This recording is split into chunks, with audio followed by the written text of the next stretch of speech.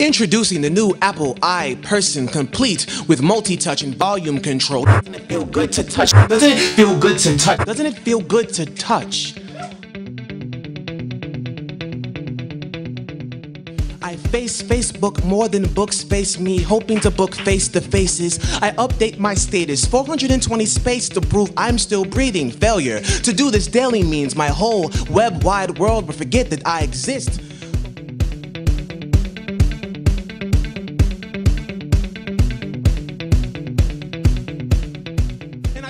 And I touch because in a world where there are voices that are only read and laughter is never heard, oh, I'm so desperate to feel that I hope the technology can reverse the universe until the screen can touch me back.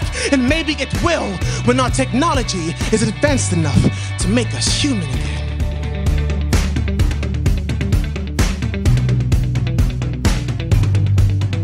Quoted from Alan Watts, British-born philosopher, writer, and speaker. When a man no longer confuses himself with the definition of himself that others have given him, he is at once universal and unique. He is universal by virtue of the inseparability of his organism from the cosmos. He is unique in that he is just this organism and not any stereotype of role, class, or identity assumed for the convenience of social communication.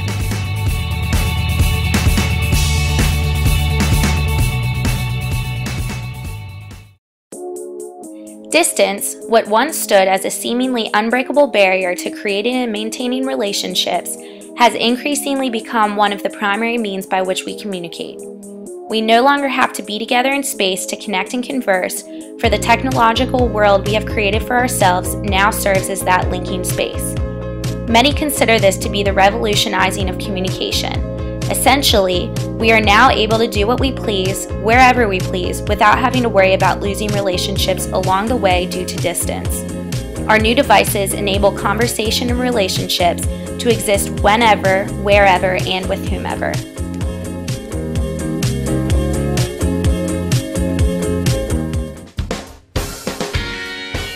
Change will always be closely associated with the revolutionizing of anything. The question to consider is if that change is good change, or if there are any overriding negative effects involved. Sherry Turkle, professor of science and technology at MIT, discusses the changes associated with our increased use of communicative technology. That people can't get enough of each other, if and only if they can have each other at a distance in amounts they can control. We're getting used to a new way of being alone together. People want to be with each other, but also elsewhere, connected to all the different places they want to be. People want to customize their lives. They want to go in and out of all the places they are, because the thing that matters most to them is control over where they put their attention. Much research, including Turkle, shows that our technological devices may not have as positive of an impact on communication as we acknowledge. Social psychologist Amy Cuddy focuses her research on the importance of body language and how body language doesn't only affect how others perceive us, but also how we perceive ourselves. When we think about communication, we think about interactions. So what is your body language communicating to me? What's mine communicating to you? We tend to forget, though, the other audience that's influenced by our nonverbals, and that's ourselves.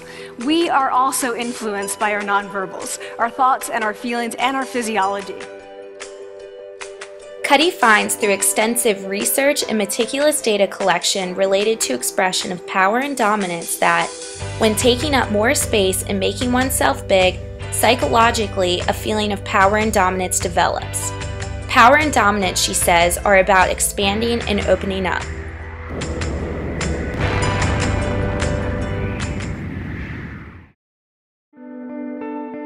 The opposite is true as well.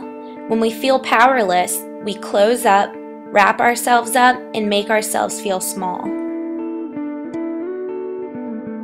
When you ask people about love, they tell you about heartbreak. When you ask people about belonging, they'll tell you their most excruciating experiences of being excluded. And when you ask people about connection, the stories they told me were about disconnection. Brené Brown discovers shame and vulnerability to be the real issues people face with connection. In order to connect with one another, we must open ourselves up, make ourselves feel vulnerable, and most importantly, feel worthy of connection. Brown concludes her research by tying together the commonalities in people who feel worthy of connection. And so these folks had, very simply, the courage to be imperfect. They had the compassion to be kind to themselves first and then to others, because as it turns out, we can't practice compassion with other people if we can't treat ourselves kindly. And the last was they had connection, and this was the hard part, as a result of authenticity. They were willing to let go of who they thought they should be in order to be who they were, which is, you have to absolutely do that for connection.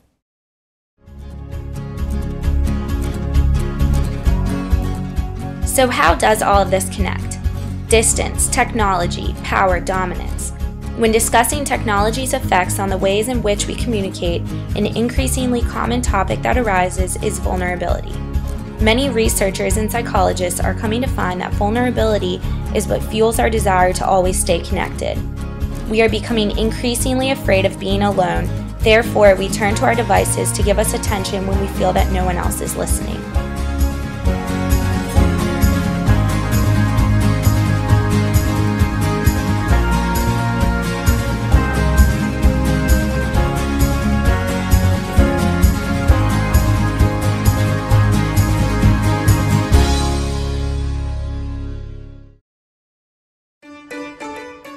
Our addictions to technology, our constant desires to be plugged in, are the symptoms of a larger, more internal problem.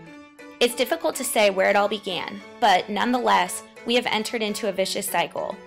We crave attention and connection from those around us, but are ignored. We then turn to technologies that, in turn, take the time and place of real human relationships. Having endless amounts of listeners at our fingertips, we crouch over phones and laptops for hours on end, where our voices can be heard. This crouched position and the endless exposure to the world of advertisements and stereotypes leads us to feel more powerless and more vulnerable. Fearing these feelings of powerlessness and vulnerability, we become even more infatuated with these technological devices that seemingly make us feel heard, understood, and wanted.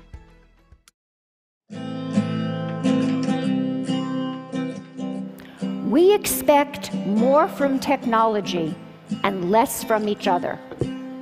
And I ask myself, why have things come to this? And I believe it's because technology appeals to us most where we are most vulnerable. Texting, email, posting, all of these things let us present the self as we want to be. We get to edit, and that means we get to delete. And that means we get to retouch the face, the voice, the flesh, the body.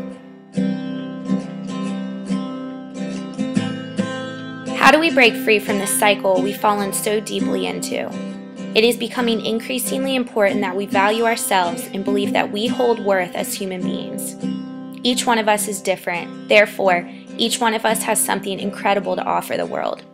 Technology can easily be a tool to project our unique voices to the world, but we are instead allowing our devices to silence us, to take away the very aspects that make us so special, that make us so human. Take your life back. Recreate those personal relationships. Don't use technology as a way out. Use it as a way to tell the world, I'm important, I have worth, and I will make a difference. We have a short time here. Let's not spend it behind screens, and instead, spend it by making that difference and creating those connections.